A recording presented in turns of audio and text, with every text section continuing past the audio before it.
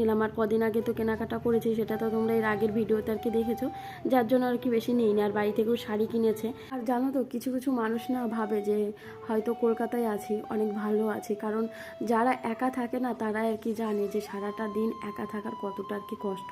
আগে অবশ্য আমিও ভাবতাম যে না, কি কাজ, রান্না করবে তারপর সারাদিনই তো রিল্যাক্স, তো এটা না, এখন নিজে থাকছে এখন বুঝতে পারি যে পুরোটা আর কি নিজের উপরে। কারণ কিছু করি বা না করি বলো, দুবেলা তো রান্না করে খেতে হয়।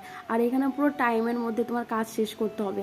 এই মানে 5-10 মিনিট একটু লেট হয়ে গেলে অফিসে যেতে লেট হয়ে যাবে, তেমনই আসতে আর কি লেট হবে। যেমন ওর 8 ঘন্টা ডিউটি ওকে আর কি করতেই হয়, তা কোনো দিন কাজের চাপ এতটাই আর কি বেশি হয়, 10 ঘন্টা, 11 ঘন্টা, 12 ঘন্টা আর কি হয়ে যায়। তারপর যদি মিটিং থাকে সেটায় তো আরও লেট হলো।